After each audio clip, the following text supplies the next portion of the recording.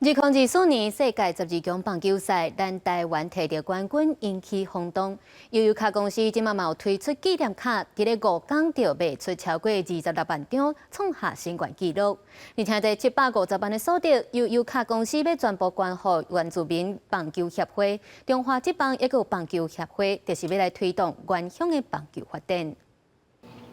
队长陈吉贤带2024世界12强棒球赛所有选手，面对镜头展现霸气的姿势。这场世界12强积分时阵的宣传上，配世界冠军加少一市二样，是5港三大通路已售销26万外张的冠军纪念悠悠卡。很开心因为要自己一个人像出现在上面是不可能的，所以感谢中华队让我有机会可以在上面对，那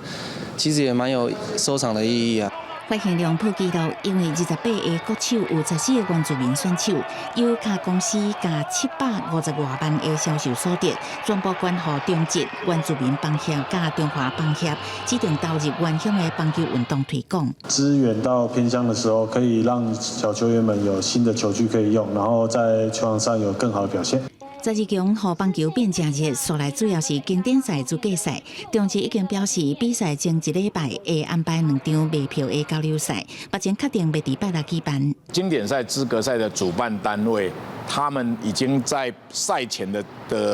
那个礼拜6、礼拜天都被他们包走了。